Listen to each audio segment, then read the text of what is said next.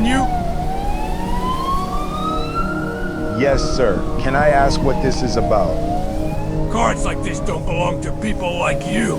You understand? Sir, I haven't done anything wrong. That's what they all say. We'll sort it out at the station. Turn around. Now.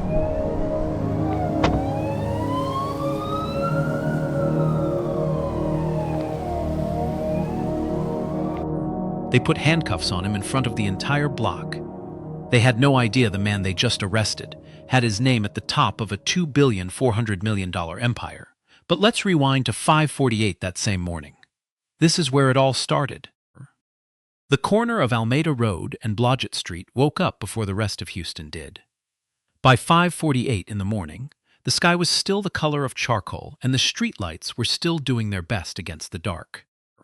A group of men gathered on that corner the way they gathered every morning, quietly, without ceremony, without complaint. Day laborers, the kind of men who got paid when the work showed up and ate when the money came through. Will Smith stood among them in a gray work shirt with a frayed collar and steel-toed boots that had seen 3 Houston summers.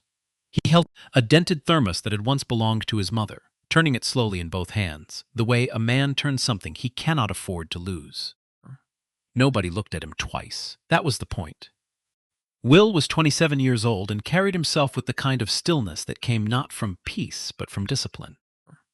He had learned a long time ago that the loudest man in the room was usually the most afraid, and he had decided early that he would not be that man. His hands were calloused from honest work. His shoulders were wide and set. His jaw held that particular tension that black men in Third Ward carry when they have decided to endure something and will not be moved from that decision. To anyone watching from across the street, he was just another brother trying to make it through the week. What nobody on that corner knew, what nobody in all of Third Ward knew, was that Will Smith was the only son of Charles Smith, chairman of Smith Capital, a financial conglomerate valued at $2,400,000,000 and still growing. Smith Capital had offices in Houston, Atlanta, and Washington, D.C.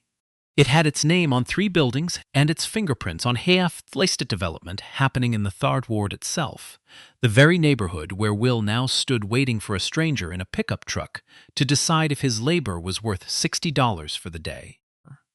He had walked away from all of it 5 years ago, and he had not looked back once. Will had grown up in West Philadelphia, son of a man who was always building something bigger than the family he already had. When he was 9 years old, his mother, Miss Delia Smith, a Third Ward woman born and raised, who smelled like shea butter and church programs, brought him to Houston and never went back. She said Philadelphia had too many of Charles's shadows in it. She said her people were in Houston. She put Will in school at Worthing High, kept her Bible on the kitchen table, cooked red beans and rice on Sundays, and made sure her son understood that a man's worth had nothing to do with what was in his wallet. Will believed her. He had no reason not to. He enrolled at Texas Southern University at 18, studying finance the way his mother insisted and his own restless mind required, because she said if he was going to live in a world his father helped build, he needed to understand how that world worked from the inside. He was 22 years old and finishing his junior year when Miss Delia's heart gave out on a Tuesday morning in October. The doctors said it was fast. They said she would not have felt much. Will was not sure that was supposed to make him feel better, but he noted it the way you note things when the rest of your mind is somewhere it cannot come back from. He called his father 104 times over 3 days. He counted. He needed something to do with his hands while he waited for an answer that did not come. Charles Smith did not pick up. He did not send flowers. He did not send a representative. He sent an email 11 days later that said, "I am sorry for your loss." 4 words and a period and a name at the bottom. Will dropped out of Texas Southern the week after the email arrived.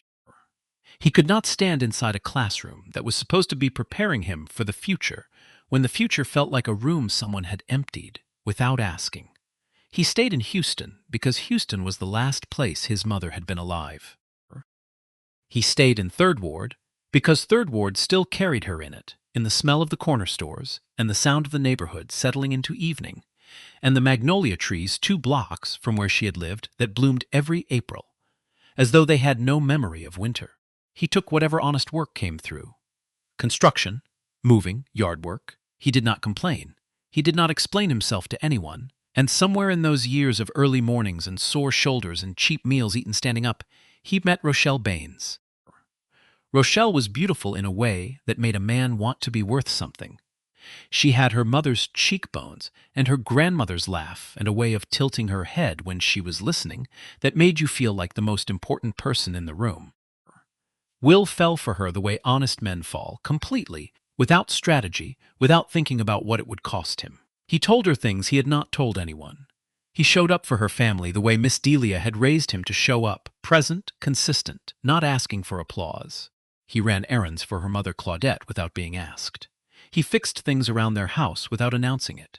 He sat at every family dinner, every birthday plate, every Sunday cookout on the block. But there was something Will had been noticing for a long time that he kept pushing down, because he did not want it to mean what it seemed to mean. Claudette Baines had never once called him by his first name.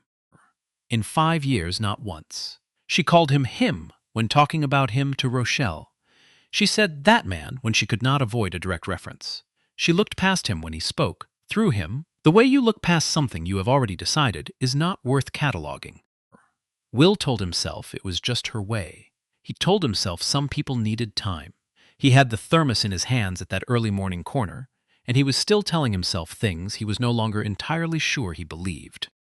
In his chest pocket, folded into a square small enough to disappear behind the pocket flap, was a piece of paper with a single number on it, $198,400.00. That was what he had saved in 5 years of day labor and odd jobs and early mornings. It was not the number itself that mattered anymore. It had started as a goal and become something harder to name, a proof, a record, a thing that existed in the world even when he felt like he did not. He turned his mother's thermos and watched the sky lighten slow way above 3rd Ward and waited for the day to start. Across town in a house on Tierwester Street, Rochelle Baines was getting dressed with the particular care of a woman who knows she is walking towards something she has already decided, and she was checking her phone with a smile that had nothing to do with Will Smith. The cookout at the Baines house on the last Saturday of August was not officially announced. It did not need to be. Word moved through 3rd Ward the way word had always moved through 3rd Ward, through back fences and front porches and a barbershop 2 blocks east, where information traveled faster than newspaper. By 3 in the afternoon, the smell of ribs and collard greens had reached halfway down the block. An old Al Green record was playing from a Bluetooth speaker on the porch, and somebody's auntie had already claimed the best chair in the yard. The sun was doing what the August sun in Houston always did, refusing to acknowledge that anyone had plans that did not involve sweating. Will arrived at 3:47. He came through the side gate the way he always came, nodding to faces he recognized, accepting a plate that was handed to him by someone's grandmother before he had fully cleared the gate. He had an envelope in his pocket. He had been thinking about Rochelle all week. He had been thinking about the number on that folded piece of paper and what it meant, and whether this was the moment to say out loud what he had spent 5 years building toward. Then he stopped. Rochelle was standing near the large oak tree at the back of the yard. She was wearing a yellow dress with her hair pinned up in a way that said this was not an ordinary Saturday. Standing beside her, closer than a friend, with one hand resting on the small of her back as though it lived there, was a man Will had never seen before. He was broad in a suit that had absolutely no business being at a cookout in August in Houston. His watch caught the afternoon light with the gleam of something that cost more than Will's rent for half a year. He had the smile of a man who had never once been told no in a way that stuck. Rochelle saw Will and her expression did not register guilt. It registered something decided. She spoke before he could. "Deshawn," she said, loud enough for the nearest cluster of people to hear clearly. "This is Will. He's somebody I used to deal with. Used to." The yard did not go silent. People were still eating, still laughing, still moving. But the people close enough to have caught those 2 words shifted weight the way people do when something real is about to happen in a public place, and they want to be near enough to witness it. Will kept his face still. He looked at Rochelle and then at the man beside her, and then back at Rochelle. "Can I speak to you for a minute?" he said. His voice was quiet, even. "Just a minute. Private." Rochelle shook her head. "Whatever you have to say, you can say it right here." Deshawn turned toward Will with the slow ease of a man who had already decided this was entertainment. He reached into the pocket of that August cookout suit and held up a single item between two fingers, the way a man holds up a card when he's done playing, notes the table to see his hand. A car key. A Mercedes key fob with the logo catching the light the same way everything on Deshawn Merritt caught the light. GLE, he said. 87-4. That's what I gave her last week. He let the number sit in the air like furniture, just so we're all clear on where things stand. Claudette Baines appeared from the direction of the porch with the timing of a woman who had been waiting for her moment. She folded her arms and stood beside her daughter and looked at Will the way she had always looked at Will, past him, through him, like the answer to a question she had solved years ago and did not need to revisit. She said nothing. She did not need to. The folded arms and the set of her jaw said everything she had never bothered to say directly in 5 years. Rochelle held the key. She turned it in her hand like it was a piece of jewelry. Then she looked at Will and said, loud enough for the people nearest to her, "You've been out here killing yourself to do what, Will? Give me something that doesn't even match what he spent on my engagement ring?" She did not wait for his answer. She looked at his work shirt, his worn boots, the thermos visible at the top of his bag. "I have been patient," she said. 5 years of patience. You think patience is the same as loyalty. It is not. The yard was quieter now. Not silent, but quieter in the particular way of a cookout when something real has stepped into the middle of it, and everyone is deciding whether to watch or look away. Will said her name. Just her name. The way you say the name of someone you trusted. Something shifted in Rochelle's face then, past the pride, past the calculation, into something that looked almost like relief. The relief of a woman who had been waiting to say something for a long time and was finally saying it. She took one step toward him and pushed him, both hands flat against his chest, hard and final, and Will went backward.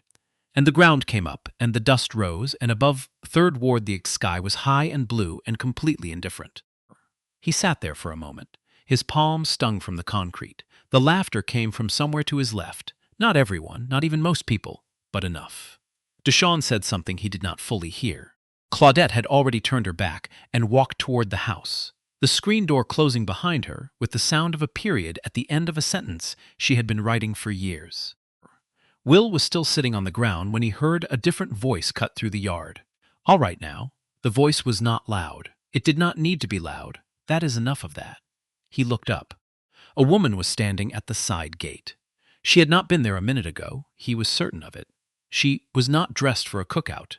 She wore a simple blouse and jeans and carried her keys in one hand the way someone carries keys when they were in the middle of going somewhere, and something stopped them.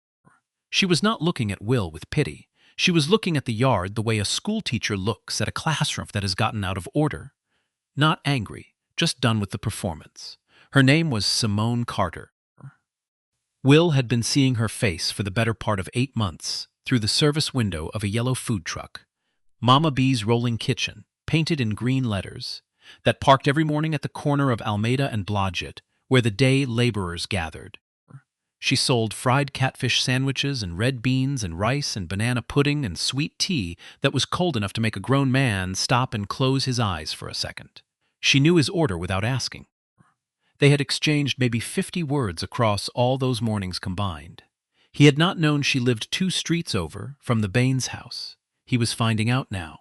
She walked across the yard without asking permission and without hesitation.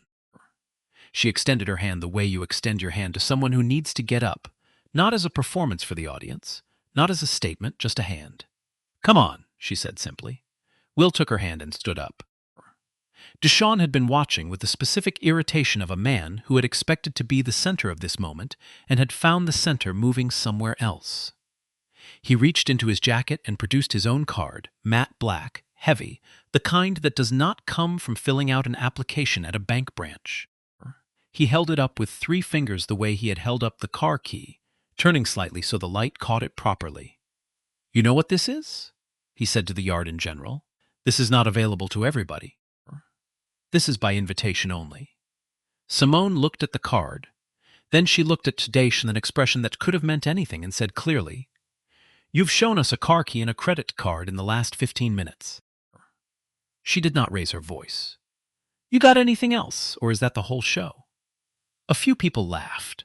The particular laugh that happens when something true gets said in a room full of people who were thinking it but were not going to say it themselves. Deshawn pointed at Will. You defending this man? You even know him? I know he shows up to work before 6 every morning, Simone said, and I know he doesn't owe you a single thing.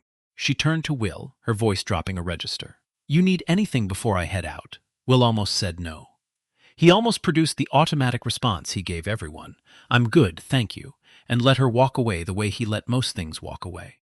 But he was too tired for the performance. He nodded once. She opened the side window of the food truck parked at the curb and handed him a container. Fried catfish sandwich. Red beans and rice on the side. Sweet tea cold enough that the cup was sweating. She did not charge him. She did not frame it. Did to him the way his mother used to put food in front of him, as though feeding yourself was not optional, as though she was not doing him a favor, but simply correcting an oversight. Will stood beside the truck and held the container and did not speak for a moment. Across the yard, Rochelle was accepting congratulations from a woman who had come over with both hands outstretched. She was smiling. Her back was completely to Will. It was not a pointed gesture. That was almost worse. It was simply the posture of someone who had already moved on inside her mind, and her body was just catching up. Across the street from the Baines yard, on the porch of a small house with a swept concrete step and a window box with yellow flowers in it, an older woman sat in a rocking chair watching everything with the unhurried attention of someone who had been watching Third Ward for a very long time. She was compact and deliberate, and wore her gray hair in a bun and her reading glasses on a chain around her neck. Her name was Brenda Carter. She had taught 5th grade at Burris Elementary for 31 years and had retired Naira knowing more about human behavior than most people learn in a lifetime because children do not know yet that they are supposed to hide themselves, and watching children for 30 will look like before they learn to perform. What people look like before they learn to perform. She watched her daughter standing by the food truck talking to the man who had just been knocked to the ground in front of a yard full of people. Then she said, not loud but with the particular carry of a woman who knows how to project without seeming to. Simone. Simone looked up, but Brenda said, rocking once, a man who knows how to be quiet when people are trying to make him small is usually holding something a lot bigger than what they can see. She said it once. She did not repeat it or explain it. She went back to looking at the street as though she had said nothing at all. Simone looked at Will. Will was looking at the container in his hands. Neither of them said a word about what had just come off that porch. But Simone filed it in the place where women file the things their mothers say, that they do not yet fully understand but know they are going to need. 3 mornings came and went. Will showed up at the corner before 6 the way he always did, bought his order from the window, did his work, came home. He did not let himself think about Rochelle. He put his hands on useful things and kept them there. On the 4th morning after the cookout, a black BMW pulled up to the corner of Almeida and Blodgett at 7:15, clean and deliberate, parking with the front wheels angled against the curb in the way of someone who parks wherever they decide without consulting anyone about it. Deshawn Merritt stepped out in a gray shirt, no tie, and walked toward the group of men at the corner with his eyes already on Will. I want to be clear about something, he said. He said it loud. What happened Saturday, you showing up to my girl's family event like you had something to offer, that needed to stop then. And it needs to stay stopped. Will turned the thermos in his hands and said nothing. Deshawn stepped closer. The other men at the corner found something else to look at. That was the Third Ward way. You do not get involved, but you do not get involved either. You find something neutral to study until the temperature goes back to normal. Rochelle told me about you, Deshawn said. 5 years of nothing. 5 years of it's gonna get better, baby, and it never did. He paused. His voice dropped in a way that made it more cutting, not less. You know what you are? You're a cautionary tale. You're what women tell their daughters about when they want them to stop being patient with broke men. Will looked at him once. Then he reached into his chest pocket, not for the paper with the number on it, not for the thermos. He reached past both of those things, and his hand found the card his father had sent 2 years ago by courier with a note that's for emergencies only. He had put it in his pocket that morning without thinking much about it. He held it up now, not as a declaration, not as a boast, just as the plainest available statement of fact to a man who had been performing wealth in front of him for 4 days as though it were a substitute for character. He was tired. He held up the card the way a tired man holds up the one thing he has been carrying that everyone else keeps calling a lie. Deshawn looked at the card and went still for exactly 2 seconds. Then he photographed it. One quick motion, phone already out, the snap of it done before Will had processed what was happening. Deshawn was already walking away and dialing. "Daddy," he said, his voice shifting into something harder and more specific. "I need you to run an account number." Somebody out here showing a black card. "Need to know if it's real." He read the digits off the photograph without looking at Will again. Victor Merritt was in his office on the 41st floor of a building on Post Oak Boulevard. He was the chairman of Merritt Financial Group, a private banking institution, old enough and established enough that it did not need to advertise. The kind of bank where the clients were referred in and the assets were discussed in rooms with no windows. Victor had the posture of a man accustomed to being the most consequential person present. He pulled up the account number on his internal system in less than 4 minutes. The name that appeared on his screen made him sit forward in his chair. He called Deshawn back immediately. His voice had changed, not louder, but colder and more precise. "Don't let that man leave the corner," he said. "Tell him he is under suspicion of fraudulent use of a stolen financial instrument. Call Houston PD. Tell them a suspect is being detained." Deshawn ended the call and looked at Will with an expression that had stopped being entertainment and started being something else. "You picked the wrong card to pull out," he said. "Sit tight. You're about to be educated on what happens when you try to play with things that don't belong to you."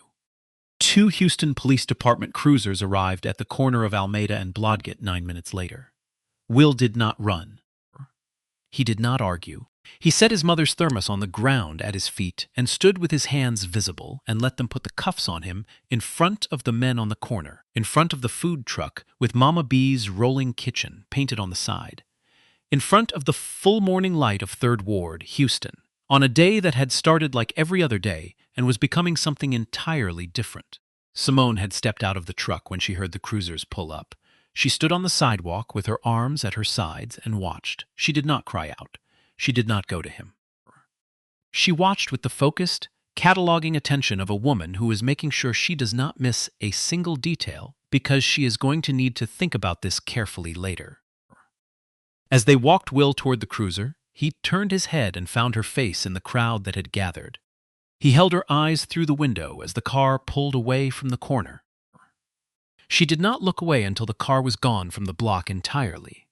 Victor Merritt arrived at Houston Police Department South Central Division at 11:43 in the morning. He came with his personal attorney and the particular energy of a man who expected doors to open before he reached them. He told the desk officer he was there about a financial fraud matter. He was shown to a conference room. He sat down, folded his hands on the table, and waited with the patience of someone who had done this before.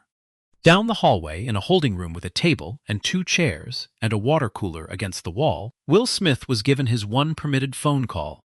He did not call his father. He had not called Charles Smith in 5 years, and he was not going to let a holding room be the thing that changed that. But there was one number from that previous life that he had never been fully able to erase from memory. A number he had dialed often enough during a certain period of his life that it had embedded itself somewhere under all the 3rd Ward years. He dialed it now. Sonia Woodward answered on the 2nd ring. Will said, "It's me." He heard her inhale. He said, "South Central Division, bring what you need." He said nothing else. He did not need to. He hung up and sat down on the bench and put his hands on his knees and waited in the way he had learned to wait, without theater, without panic, just present inside the difficulty until the difficulty resolved. Sonia Woodward arrived at 2:15 in the afternoon with a briefcase. A corporate attorney from one of the 3 firms Smith Capital kept on permanent retainer, and the specific composure of a woman who had spent 12 years solving the complications that accompanied serious money and had developed a professional immunity to being surprised by what those complications looked like. In 47 minutes, every document Victor Merritt had brought was answered. Every accusation was neutralized. The watch commander on duty had a conversation with 2 senior people who explained, in language that was never raised above a professional register, what would happen to everyone's afternoon if this matter were not resolved correctly and immediately. Will walked out of South Central Division at 9:43 that evening. The August night was warm and thick with Houston. Sonia was beside her car at the curb. She handed him a bottle of water before she said anything, which was something he had always respected about her. She gave him time to drink. Then she said, "He wants you at the Smith Capital Annual Gala, Friday, post-Houston, 8 o'clock." Will looked up at the sky above 3rd Ward. A few stars had found their way through the light pollution. "I know," he said. Sonia said, "He's going to make an announcement." "Public, he is not asking for your permission," Will said. "I know." She studied him for a moment. "You're not going to fight it," she said. It was not quite a question. "No," Will said. He got in the car. Not anymore. The Post Houston occupied a building that had been a post office for 60 years before it became the kind of venue that made you feel like you were standing inside something that mattered, even when you were just attending a dinner. The great hall on the 2nd floor was set that Friday evening with round tables covered in white linen, white orchids at the centers, and the particular warm lighting that costs money to look natural. The dress code was business formal, and nearly everyone in the room was honoring it. 397 confirmed attendees. The space smelled like flowers and the specific kind of ambition that had aged long enough to be mistaken for grace. Rochelle Baines was there on Deshaun Merritt's arm. He had attended this gala before on his father's behalf, and the relationship between Merritt Financial Group and Smith Capital was established enough to merit an invitation without question. Rochelle had dressed in emerald green with her hair down and told herself on the ride over that this was what she had been building toward. This room, these people, this version of her life. She held her champagne glass with both hands and told herself that choosing correctly felt like this, like being in the right room at the right time with the right man. Victor Merritt was at the bar with a glass something amber and the tight-shouldered posture of a man who had been waiting for a week to find out if the shoe he thought he heard dropping was actually going to drop. Charles Smith took the stage at 9:15. He was 61 years old in a suit made for him by a black head, Atlanta, a man named Clarence, who had been making suits for men who knew what a suit was supposed to do for 30 years. The suit was navy. It was perfectly simple. Charles Smith had spent his life walking into rooms as the most consequential person present and had made a certain settled peace with it. He stood at the podium and looked out at the room and did not smile first. He said, "I want to take a few minutes tonight to talk about something other than numbers." The room settled. Forks were set down, he said. "I have been building Smith Capital for 23 years. I have been exceptional at building it. I have not always been exceptional at other things." He paused. "I had a son. I still have a son. For 5 years I behaved as though I did not, and the reasons for that belong to me and to the accounting I owe for them." His jaw moved once. "His mother died 5 years ago. He called me. I did not come. That is the plain version of it, and I am not going to dress it up or explain it away." His voice had changed on the last sentence, not broken, but changed in the precise way voices change when a man sets down something very heavy and feels for the first time how heavy it actually was. He looked up. He said, "Tonight I would like to introduce to this room the heir to Smith Capital, and the man I should have been a better father to, my son, Will Smith." Will came from the left side of the room, not from a dramatic backstage entrance, not from anywhere theatrical, just from the left wall where he had been standing in a dark suit Sonia had arranged, and that fit him the way things fit when they were made for a specific person. He moved the way he always moved, without hurrying, without performing the arrival, same set brought to the corner of Alameda and Blodgett every morning, and to every work site and to every evening back through the neighborhood where his mother's memory still lived in the magnolia trees. He walked onto the stage and stood beside his father and looked out at the room. Rochelle's champagne glass stopped moving. It did not fall. It did not shatter. It simply stopped in her hand, halfway between the table and her lips, held by a hand that had forgotten what it was supposed to be doing.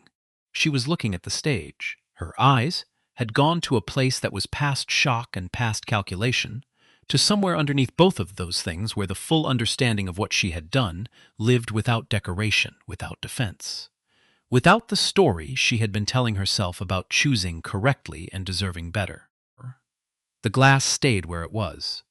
Deshaun said her name once. She did not hear him. Victor Merritt had put his drink down at the bar and was standing very still, with his hand pressed flat against the bar surface, which was the only thing that kept it from showing. Will said a few things from the podium. He was brief. He said that Smith Capital's partnership program would be open to businesses that did not have existing relationships or legacy connections. He said that capacity and character would be the criteria going forward, not proximity to people who already had everything. He'd said it in the level, unhurried voice of a man who had spent 5 years watching how the world worked from the bottom of it, and had arrived at some conclusions he intended to act on. When he stepped back, Sonia was already moving on the other side of the room. She crossed to Victor at the bar with a small smile that had no warmth anywhere in it. She said his name. She said that the Smith Capital Board had been reviewing the institutional partnership arrangements and that certain transaction patterns in the Merit Financial Group accounts had raised some questions. She said a formal conversation would be scheduled in the coming days. She said it the way a woman says a thing, when the saying of it is already the action, when the words are the first step of something that only goes in one direction from here. Victor's glass was very still on the bar. Deshawn arrived at his elbow and said something urgent and low. Victor did not respond. He was doing the mathematics of the evening, and the numbers were not going in his direction, and there was no version of the arithmetic that came out favorably. The investigation that followed was not initiated by Will Smith. It emerged from a routine audit that Smith Capital's new compliance team, installed as part of the transition Will had set in motion, conducted on all existing institutional partnerships. What it found in the Merit Financial Group accounts was not subtle, and it was not isolated. 3 years of transaction patterns moving money in directions that institutional funds were not legally permitted to move. By the time it was fully documented, there was no attorney and no contact and no amount of prior standing that was proportionate to what the documentation contained. Victor resigned before the formal termination was drafted.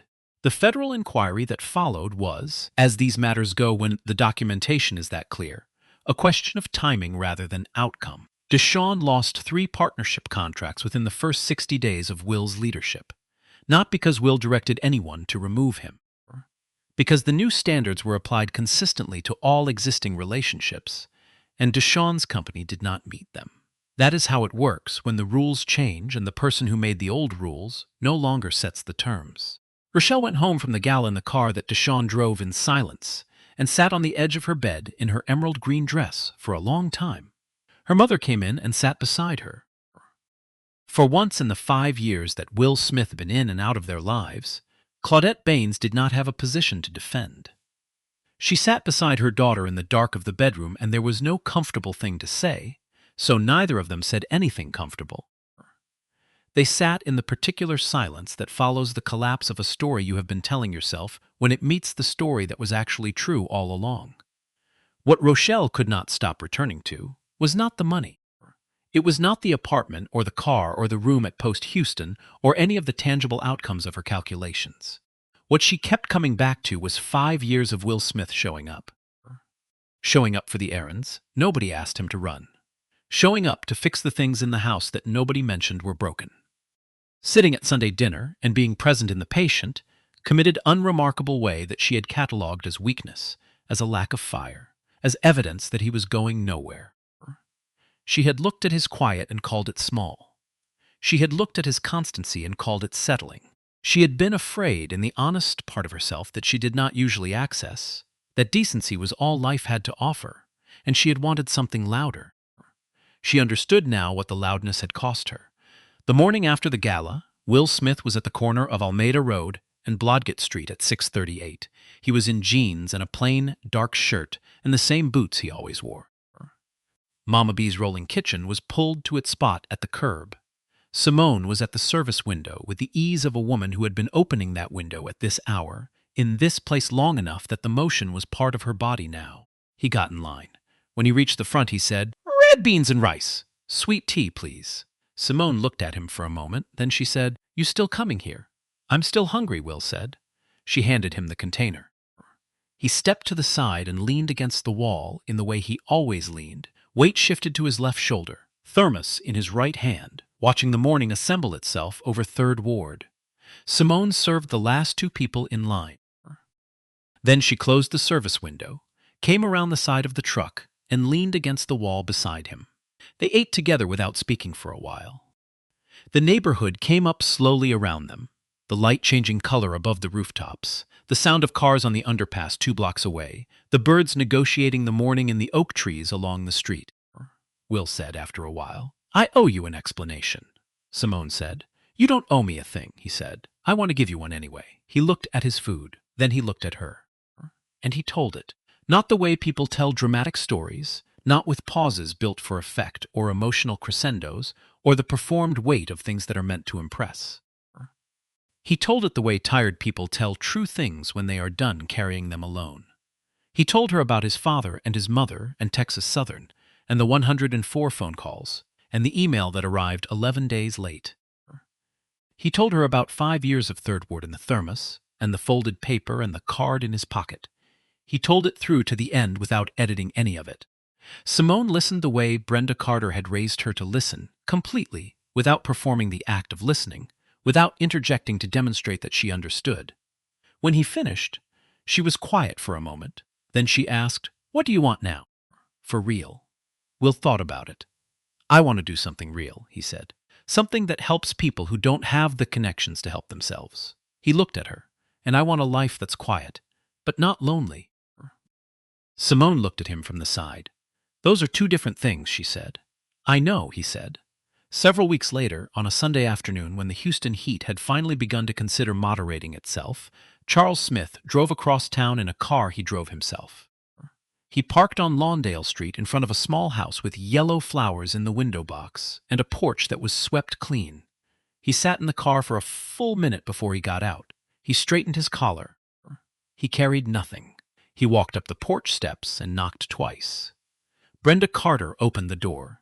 She looked at him the way she looked at everything, fully, without hurry, making no pretense of being anything other than a woman who was deciding what she thought. Then she said, "You must be the father." She opened the door wider. "Come on in." He sat at her kitchen table. She put a plate in front of him before he had said anything important: smothered chicken, cornbread, sweet tea, and he ate before he spoke, which was the right thing to do. And she noted that he understood it. When he finished, he said, "I want to thank you for your daughter." Brenda Carter said, "She doesn't belong to me to be thanked for. She made her own choices." Charles said, "She made the right ones when they cost her something."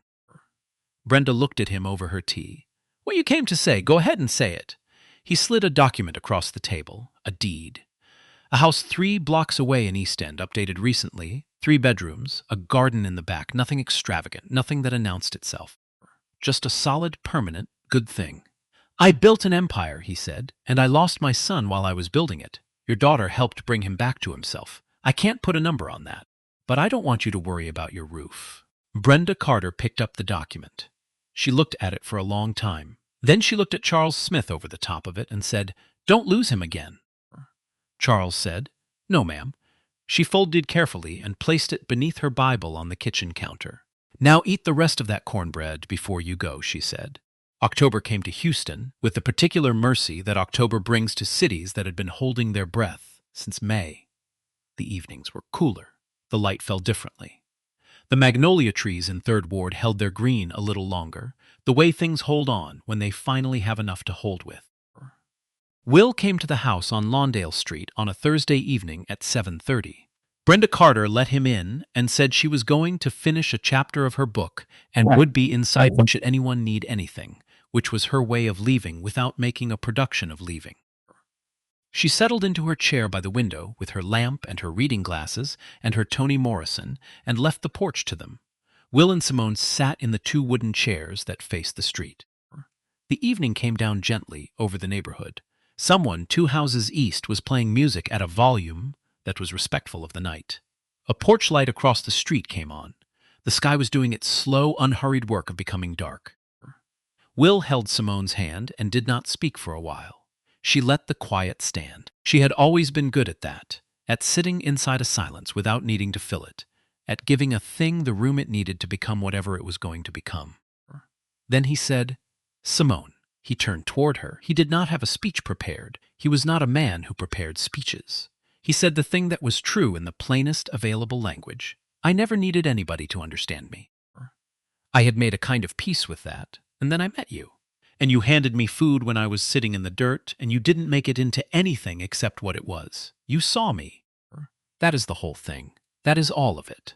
Simone's throat was tight. She did not speak. He reached into his jacket pocket and brought out a ring. Gold, 1 stone, clean and simple. The kind of ring that makes a decision rather than a statement. The kind that says, I thought about this and I know what I mean.